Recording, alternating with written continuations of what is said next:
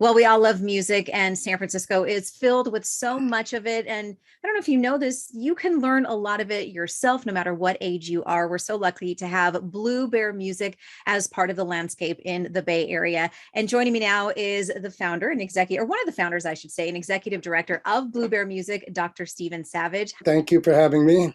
Absolutely. So, first, when people hear the name Bluebear, I have to ask, what are the origins of the name? Yes, of course. We were founded in 1971, so that tells part of the story because it's sort of a counterculture kind of a name. But the story, and I'll try to give the very short version, is it was started by a band, and the band leader, actually, I was the drummer. The band leader was living on the Bear River, and his last name was Strauss. And so somebody said, the Blue Danube waltzes, Strauss, and he thought he's living on the Bear River, so he thought Bluebear waltzes. And that was originally our name, Bluebear Waltzes. And after a while, we just dropped the waltzes and became Bluebear.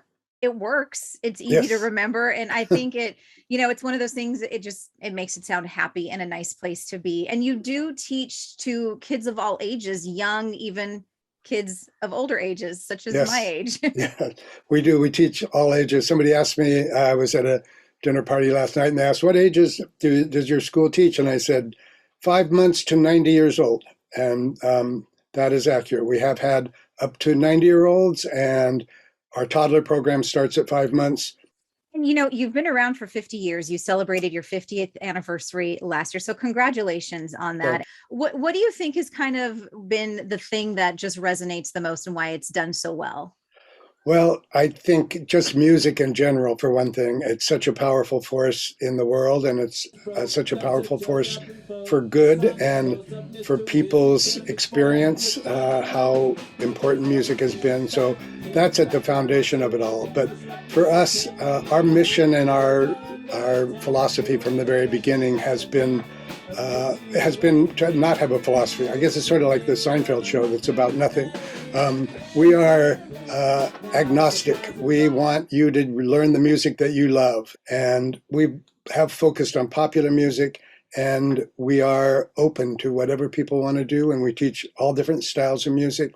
And we give our teachers pretty free rein because we also have learned that you teach better if you teach what you love and in the way that you want to teach it. We should talk about the evolution of music, because 50 years ago, what was popular then has changed dramatically now. And I'm sure it's really cool when you get a teenager in there who wants to learn maybe classic rock, but I'm sure there's a lot of kids who want to dive into DJing or maybe hip hop and rap and things that are just a little different now. Absolutely. So we do all of that. I am gratified, and sometimes I'm amazed at how much a teenager knows, like the Beatles catalog or whatever. That definitely happens. But we have also added a lot of more contemporary programs. We teach rap and hip hop. We teach making beats. We have a DJ program, which has become very popular. And we really embrace all styles of music. And again, it's back to and we've started to do a lot in the San Francisco School District. We have a really good relationship with SFUSD, and that's a similar thing where in those programs, it really speaks to the kids if you're teaching the music that they're listening to and that they love. And so that's in line with what our philosophy has been, and we try to keep up. Well, it sounds like you're doing a really, really good job. And you're right. Just kind of, they have to find what they love. And if they do, they're going to be more dedicated and focused on it. Exactly. Absolutely. So let's talk about your community outreach. You have your classes there at Bluebear, but you do a lot within the community as well. We do. We have really expanded our outreach program in the last 20 years, especially. We do a lot of programming in the Bayview and the Tenderloin, especially. We have now some really long-standing relationships, like with Glide Memorial, where we've done their kids program for many years. The Bayview YMCA, we've been doing programming at their teen center. That's a making beats kind of program for years now. And Tenderloin Rec Center and a variety of places. Those are really gratifying programming. It requires funding. Gotten pretty good at finding funding for those programs, but we could always do more. And we partnered with a lot of the sites to get funding, some from the city and from foundations. But those programs really offer a lot of meaning for us and for the teachers. We also are at St. Joseph's Family Shelter, and that is really brings a lot of joy into those people's lives that are sometimes very challenging. And offering them maybe an opportunity that may not have been there for them otherwise. Absolutely.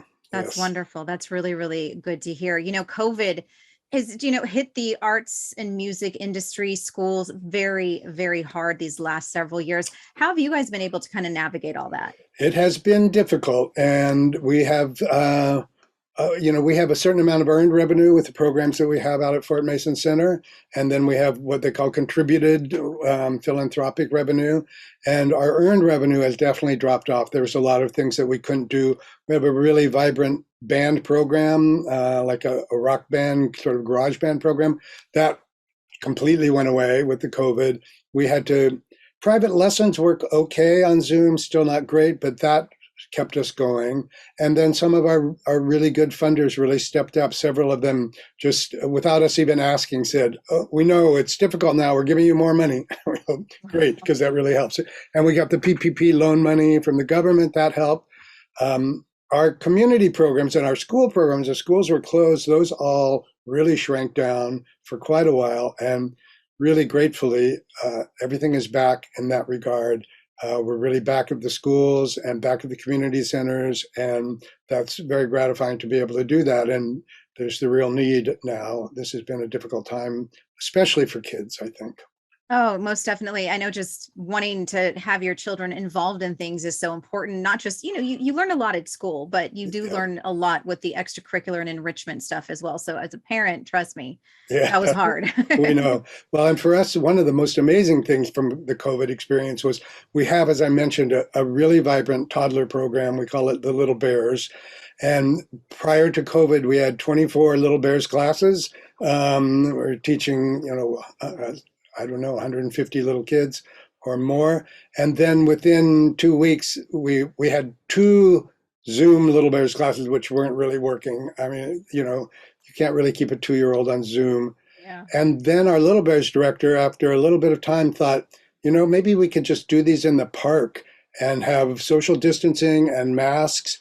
And within a month, we had 24 programs again because parents were dying to get their kids out, a chance to be in the parks in a safe environment. You guys are a nonprofit organization. How do you rely on a lot of volunteers and so forth? It's not so much volunteer based. We rely on a lot of donors and foundations, especially for the outreach programs. We have a fantastic staff. We have 5 full-time, 5 part-time staffers, and over 30 teachers. And that is really what drives the program. How do people get more information about Bluebear? Of course, the best place is the website. And if you just search Bluebear School of Music, the website will pop right up. Everybody's easily reachable via the website. That's the best place. Very cool. And are there any notable artists or anyone we would recognize that have come from Bluebear, from having classes at Bluebear Music? Yeah, somewhat. Although I will say Bluebear's focus is primarily on amateurs and people just having music in their life for fun. The Hayes family, that if you're a musician in the Bay Area, you probably know the Hayes family. They all came to the school as students and as teenagers. Chris Hayes, who was 13, who ended up being in Huey Lewis and the News and wrote a lot of those famous songs, Power of Love. And so he was an early student. And Bonnie Hayes, who became a very successful songwriter and wrote some 2 songs on the huge Bonnie Raitt Record of the Year. She has been involved from the very beginning. She came as a student, that lasted for a couple of months, and then she became a teacher. And then she became very involved in establishing our camp program for us and our teenage rock band program for us. And then, I guess 10 years now, I can't believe it was that long ago, she got headhunted by Berklee College. And for the last 10 years, she's been head of the songwriting department at Berklee College. Wow. But the really great news is she's given notice. She's leaving in May and she's coming back to work at Bluebear.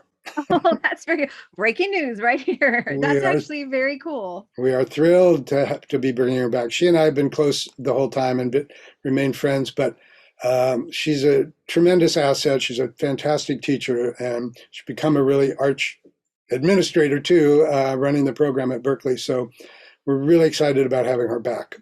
That is very, very cool to hear. Well, it sounds like you guys are doing amazing and wonderful things. Grateful to be able to bring music into the community.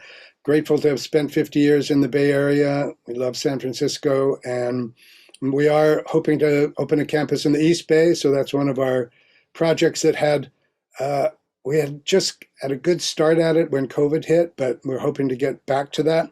So for East Bayers watching, if you're interested in helping us get our campus going in the East Bay, I would love to hear from you. I'm gonna have to talk you to come into the peninsula too. We are interested. And Marin, that's our the next 50 years. I think now we are a well-established cultural institution in San Francisco, and I think the next 50 years is East Bay, Peninsula, and Marin. I really Yep. do appreciate you bringing the music and the love for it into the community. It's a Well, very, very cool thing. thank you again. We really appreciate the opportunity to share what we're doing. Absolutely, absolutely.